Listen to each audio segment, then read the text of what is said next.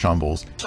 Shawn Bolz. Having been involved with sexual abuse allegations, fake prophetic words, and data mining, you have some responsibility and ownership over as well. Maybe you've seen it or maybe you haven't, but Shawn Bolz just got found out and a huge investigation was made by Mike Winger, 6-hour video on Mike Winger's channel about sexual abuse allegations and about lying about prophetic words of knowledge that he data mined through social media outlets to fake prophetic words to build clout, to build his ministry presence, and to get platformed by individuals.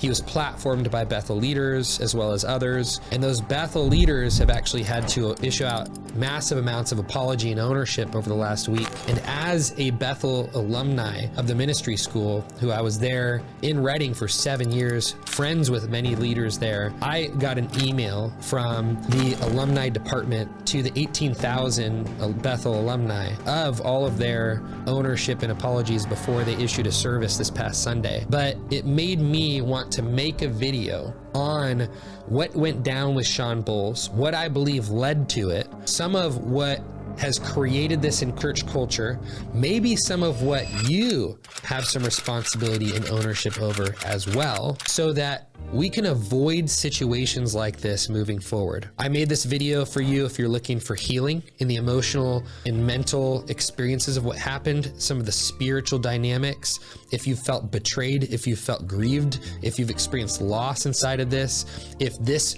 sparked different histories of abuse you've gone through, or religious or spiritual manipulation.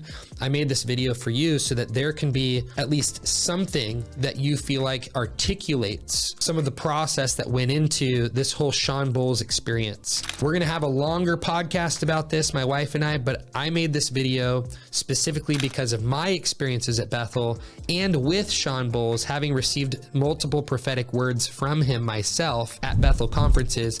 And so I wanted to share my experience of it for you to hopefully help you in any of this process that'd be helpful, and just to bring more information to light in the pool of meaning so that there's more understanding. I hope you enjoy the video. A lot of news came out this past week or so, specifically from a video from Mike Winger about Shawn Bolz, this prophetic minister that's known by some of the charismatic circles in Christianity and maybe not known by a lot of others. But if you have been affiliated with Bethel or have listened to any of their music, watched their sermons, or been in the charismatic space at all, and followed some of the things that came out about Mike Bickle, or even been involved with Hillsong, or, some of these different charismatic circles, Vineyard, and there's so many that I honestly am not a part of, but I know with like the Toronto Revival and Lonnie Frisbee, it's like super historical.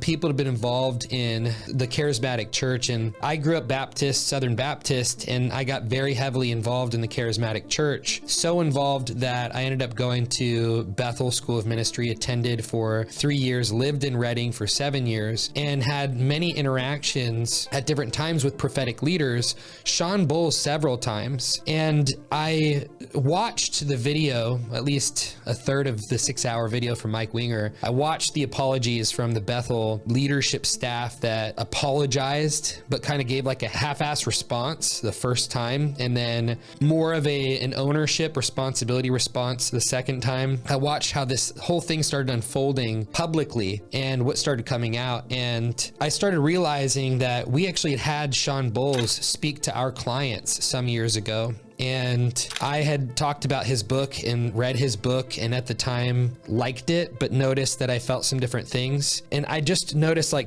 had these words that I got from Shawn Bolz when I was at Bethel conferences that gave me inspiration, gave me a feeling of connection to God, hope in something that he was speaking to me. And I'd realized when this whole thing went down with Shawn Bolz, having been involved with sexual abuse allegations, as well as fake prophetic words and data mining to give prophetic words, and then Bethel, because of their leadership response, I received an email as a Bethel alumni from the leadership staff taking ownership for things. So I wanted to bring up these things because to some degree in our platforms, and YouTube is a new one for me, we have really processed these things and given a lot of trust, a lot of our trust we've had towards Bethel and different leadership. We've extended to, we've let any places of influence we've had, we have extended our trust to those different people and their platforms and felt the need to start speaking on this. And so we're going to have a podcast, my wife and I, the Alive and Free podcast. We're going to talk about this a little more extensively, some of our experiences in this. I wanted to have a conversation and just bring up some of why I think Bethel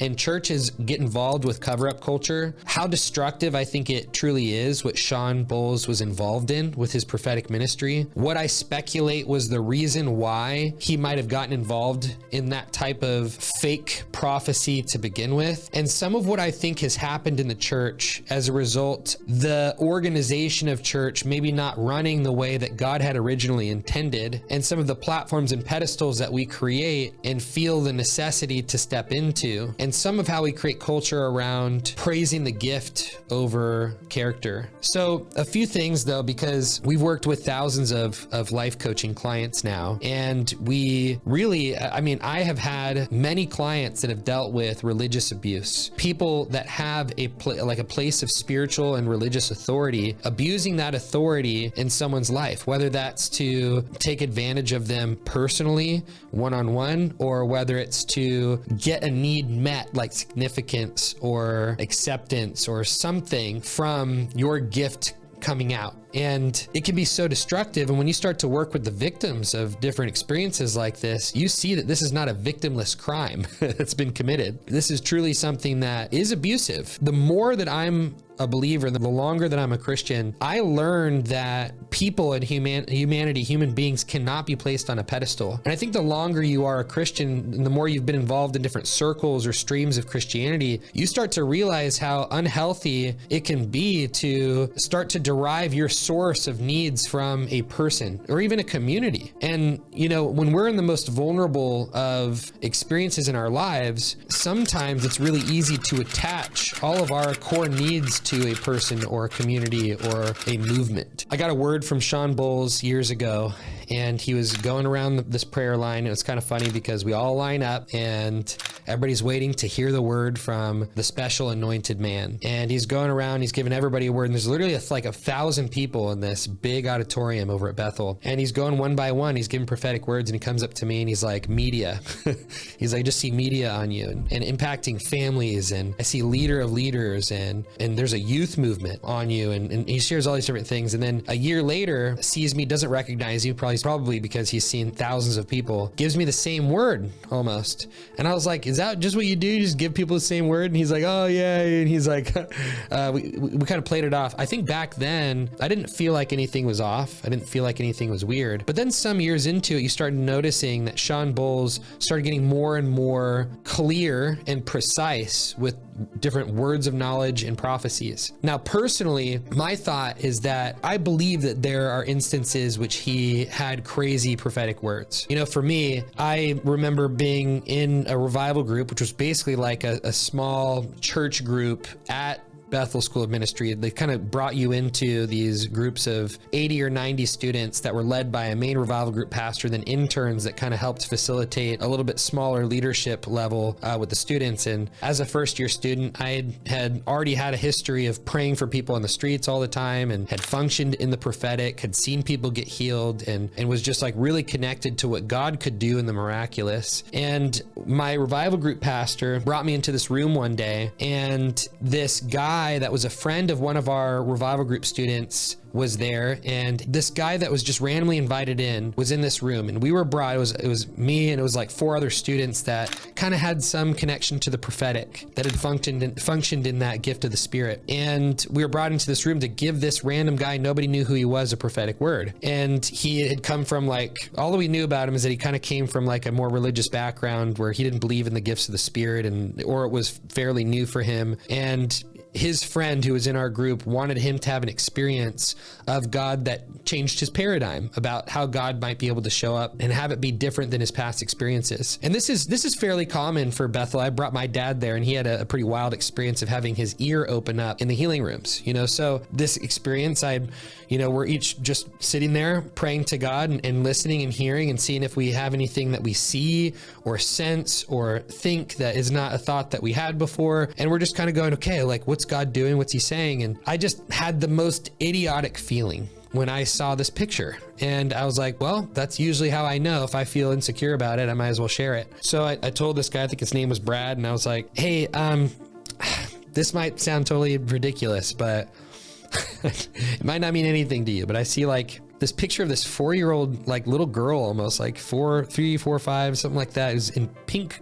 clothes with a fake microphone singing. And before I could even get the rest of what I was seeing out, he burst into tears, just like sob crying. It was so palpable. You could feel it. Something just happened in the room. And I didn't even know what I was saying, to be honest, but I had known enough about following the breadcrumbs of what I think God might be doing in a moment to know like, okay, just follow this, and I wasn't super secure in the word or anything. This guy goes, stop, everybody stop. He's like, stop, I need to show you something. And this guy takes out his phone and he says, I just got this video this morning. I'm the only person that's seen it. And he pulls out his phone and he goes, look, and it's a video of his daughter, who's 4 years old, blonde, in her pink pajamas with a fake microphone, singing How Great Is Our God. And part of the word that I gave him, and I think I might have actually finished it, or maybe I finished it afterwards, I was like, well, I just felt from the Lord that your words of a father over your daughter are like really powerful for calling out her destiny and affirming her in her relationship with God or something like that. I can't remember exactly what it was, but I've known like I've had moments like that are so clear, and you're like, nobody can fabricate that. Nobody can convince me that doesn't exist in this life now. Nobody can convince me that God doesn't speak like that now. Some of you guys watching this, maybe you don't believe that, but you could never do anything to convince me that God doesn't speak clearly about stuff. The amount of experiences I've had like that and more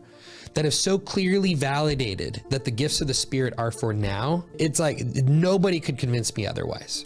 I will start with that because I do believe at some point personally that Shawn Bolz was functioning in real gifts of the Spirit, words of knowledge, prophetic. My question is, have we created a culture that so praises that gifting and places men on pedestals, like leaders like that, for their gifting in a way that we carry a responsibility as a church in this, in that he started entering into pressure because of his deficits, and this is where his responsibility falls, is he had unhealed and unfulfilled deficits in his own life that he allowed to be treated by ministry outcomes. Did he enter into a place of deep insignificance that never got healed? That the moment he started functioning in the prophetic, he believed he needed to continue doing it at that level in order to continue to feel enough, to feel like he was enough, to feel that significance he got from people. It's a weird thing. When you speak on a stage and you have 500 people going like, yes, when you have 1,000 people in an auditorium going like, yes, praise God for this man of God. And you can feel, man, all these people love me. They love me. Wow.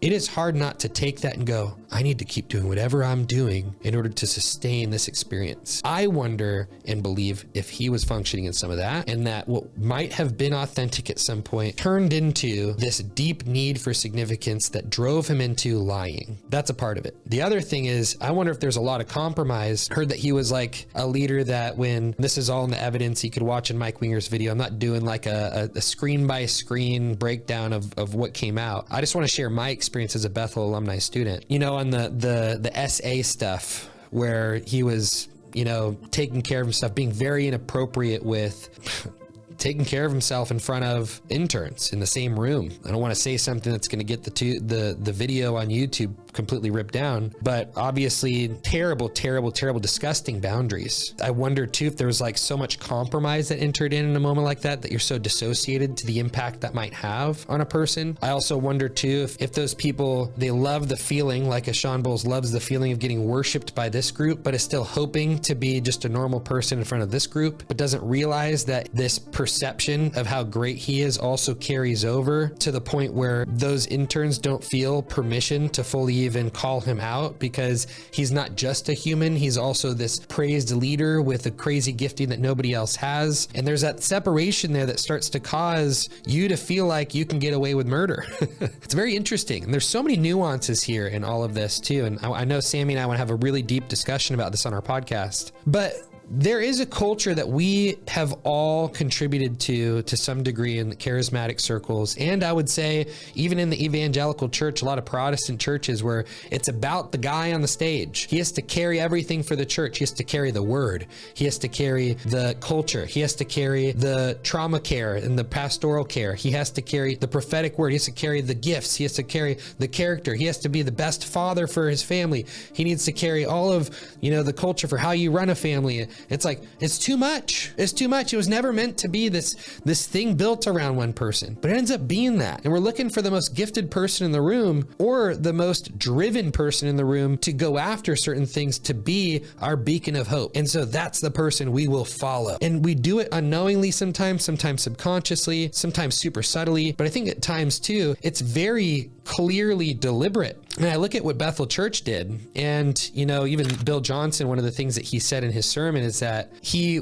was so consumed with the desire to protect Shawn and restore him as a leader that he wasn't able to validate and see how badly abused the victims were. In his denial, failed to protect and take care of them while trying to cover Shawn and his family. And that just shows that there is this deep denial that can enter in, or avoidance of confrontation, avoidance of truth, avoidance of the fact that people are human beings. Like, we had a girl that was a coach for us, coaching our clients some years ago, a great person, really hungry for growth. And our business started growing, and we were looking for coaches that we were like, man, you have fought to be healthy. And she really she was this person that really was recognized for the core values and culture that we believed in as we were growing our company. And we were coaching thousands of clients at the time. And so we were needing to look for and scout for good life coaches that could also coach on our behalf to our students that were going through inner healing programs, learning about emotions, learning how to get free from shame, codependency, unhealed trauma, things like that were bleeding into their relationships. And at some point along the way, this girl who was very closely mentored by Sammy, my wife, randomly was like, hey, I just need to share with you something that I'm a little scared to share. And Sammy was like, okay, what is that? She's like, well, I've been living with my boyfriend, and I believe it's okay that we're sleeping together. And I feel like Holy Spirit said that it was okay. And I just wanted to let you know. And I was a part of this conversation. I was like, hey, just so we can be clear, are you saying this to us as an invitation for feedback and influence? Or are you sharing this as a line in the sand of this is what I believe, and I'm just informing you with that information? She's like, yeah, this is something I believe, I'm just informing you. And so together we decided, and this has been a core value of ours from the beginning, is, hey, we love you. We care about you. And what I'm about to say in no way is a reflection on my love for you as a person, an individual. But since you carry influence to people that trust us, and we bestowed that trust to you, and so they're trusting you on our behalf. And since you no longer have the same standard of what we believe is healthy that we're pointing people towards, you're pointing them here, we're pointing them here, you can no longer be a coach with us. And she's got super offended, blamed us, told us that we betrayed her. And we're like, listen, we're open to have dialogues about this, but you've drawn a line in the sand. If someone gets into a coaching session with you and they're saying, hey, I'm sleeping with my boyfriend, you might coach them into, through your own denial around this issue, you might coach them into something that you believe is true, which is you might say something like, well, have you asked God if that's okay? He might be okay with it. I know when I prayed, God told me that it was okay. And the other thing is, you haven't subjected that word to any other witnesses that confirm that it's true. And it definitely doesn't align with scripture. So can you walk me through like how you've arrived here and how this is okay for you to keep influencing? So we announced it to since she was unrepentant, unwilling to change, we had to announce to our entire coaching base, hey, it's with a really heavy heart. And we removed her from all systems. It's with a heavy heart. We have to let you guys know that we don't trust this individual to coach you guys anymore. She's come out with information that we feel really violates her trustworthiness as a leader to influence you guys on our behalf. We love her. We support her in whatever she does. She's moving on to be a coach in her own right. We had some key differences in this area, and we don't believe that that's something that's healthy for you guys. And so you will no longer be getting coached by her if you're involved with us. Knowing everything, you can decide to do whatever you want. We're not controlling individuals, but we don't believe that she is somebody that represents our core values and what we believe about coaching. Unfortunately, even to this day, years later, Sammy reached out to her and she was still in belief that we are the villains in her narrative of her life. That's sad, but I bring that up to say, we didn't know exactly how to deal with that. I think we did the best we knew how in the moment, but there's a difference between loving a person and endorsing their influence. And I think that Bethel didn't realize that in the moment. For some reason, it's a powerful denial they must have felt to not really understand that. It made me so sad. It made me trust the leaders of Bethel less. Now, here's something that I'm trying to protect in all of this, because sometimes what we do when we go through grief or loss or betrayal is we toss out all of the good with the bad. And I don't think that's appropriate either in this scenario, because I still feel like God works with messy people. If I read all of the scriptures, I see messy people being used all the time. Abraham is still praised for having massive faith, even though he slept with his servant to give birth to a child when he was given a promise by God because he didn't trust in the word. And then he was still praised for having faith because eventually they stepped into the promise.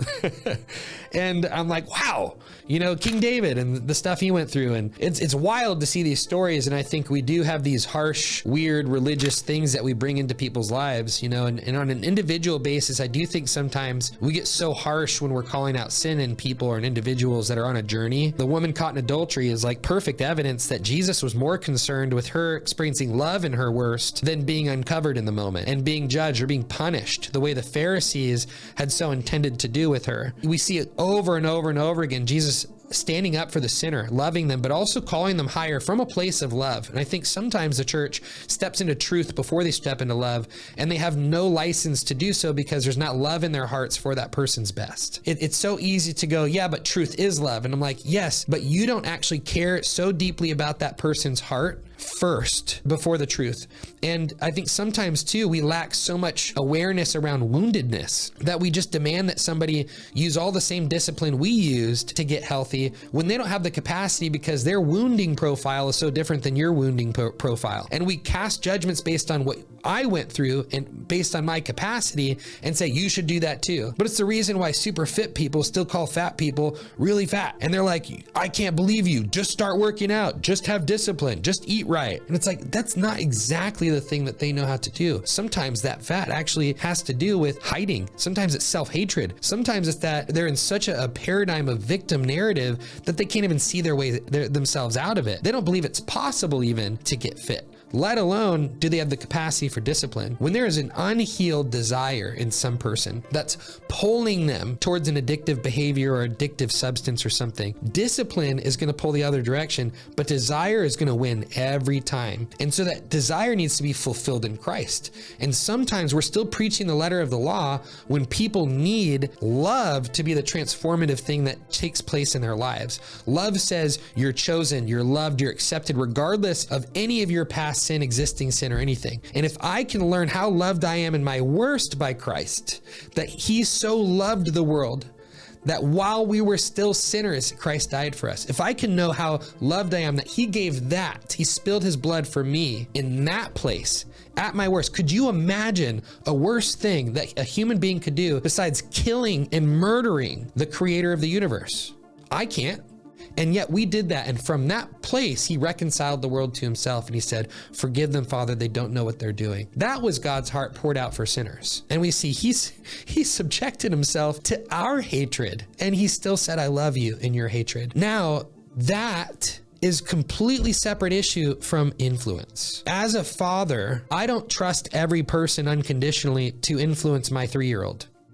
Sorry, there's going to be massive boundaries I create based on your behavior, your actions, your character, your safety around children. There's a lot of different things that might create boundaries for me that I might uphold for my child because of things I've displayed. Do you hate yourself? Do you believe that children are inherently evil? Do you believe that children are bad inside? Do you believe that children are driven by a sin nature? It's like, man, some of those things, we get deeply theological around here. I don't need you to agree with me on stuff, and I'm not even going to sit here and for 2 minutes mention something that we can't have a long discourse about. But the way that you see God and you see people is going to affect the way you treat them. That's going to impact, as a father, the way that I allow you to have influence in my child's life. I might love you unconditionally, but I will not give you unconditional influence over my child. I'll have strong standards for the way I protect my child. And at the same time, as he grows up and gets older and has more ability to hold boundaries over his own heart, guard his heart, protect his mind, I will allow those people a little bit more room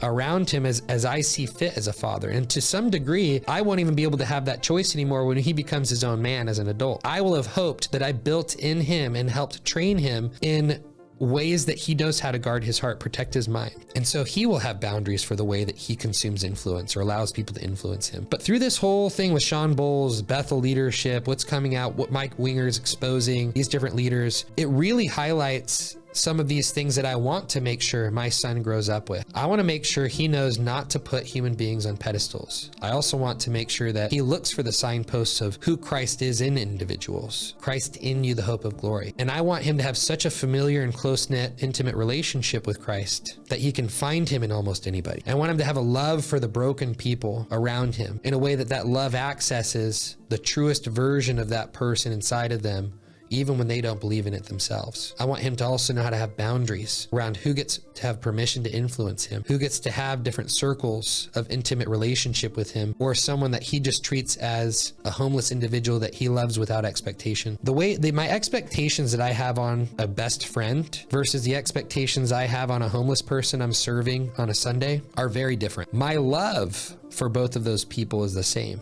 I love them unconditionally, but I don't conditionally allow them the deepest parts of my heart and vulnerabilities the way that I would with a friend compared to a person I'm just ministering to. That doesn't create a hierarchy in my mind of who's good and who's not, but it does create an understanding of wisdom to have in boundaries. And I think some people, this whole thing that came out with Shawn Bolz and Bethel leadership, it's causing them to have to question, how much permission do I give to people to affect me? And instead of just reject people or reject authority or reject church movements or reject it all together, or reject the gifts of the Spirit or reject charismatic culture or reject whatever. A lot of people go through a lot of deconstruction during these times. I think it can lead you to healthy grief, healthy loss, counting the cost of what was lost in the midst of you trusting so much and losing so much. And the grief of not knowing when someone was in betrayal causes me to go, what could I have done in this? Obviously what they did was really wrong, and hopefully they get healing. And now what was on me in this situation?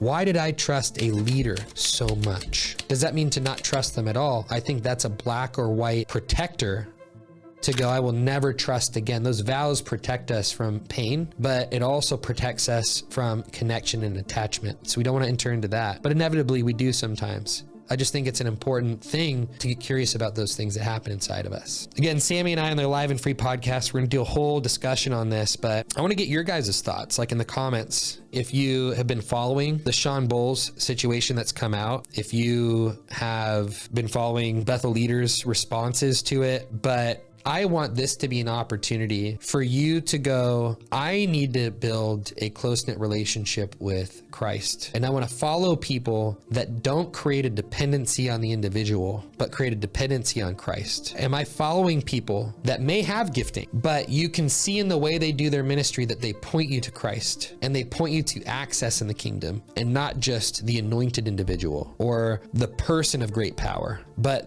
the capacity to follow God. And I think here, this is the other thing. pedestals don't allow for vulnerability, and leaders need to be able to share, not all of the crazy stuff in their lives. They need to share that stuff with somebody, but from the pulpit, they need to share enough to give you enough information to at least remove them from pedestal. And so that there's wisdom in that too. How much do I share with you versus how much I share with my wife or my best friend or the people that have a friendship desire to restore me in areas? How much do I share with you versus them? Well, it's my choice. It's whatever I want to share with you, right? But there are consequences to those things. And sometimes the consequences aren't always in God's heart. So there's, I think too, God, what do you have for me to share inside of this too? Anyways, I hope at least for this video to be more information to the pool of meaning, for if you're impacted by this at all, to have a little bit more addition to your process. And if you guys have more questions or things that you believe I could speak into, please just put it in the comments. And I want to hear too, if you got impacted by this in the comments, because I want to speak into this. That's why we're very thoughtfully doing probably a longer podcast in the next few days. That's going to come out probably in a week about this whole situation. That we're probably going to read the email we got from Bethel leadership and what they said. But yeah, love you guys. It could be a heavy thing. This also could be a thing that you learn to experience God's presence, his Emmanuel, God with us experience in the midst of something that's not always just rose colored. And that's also the life with Christ. So love you guys. I will see you on the next video. Throw me like a like on the video if you liked it, and subscribe if you want more content. You can see that there's other videos in my channel that might be pretty similar to the emotional health topic. So hope you can watch those and you might enjoy those. Take care.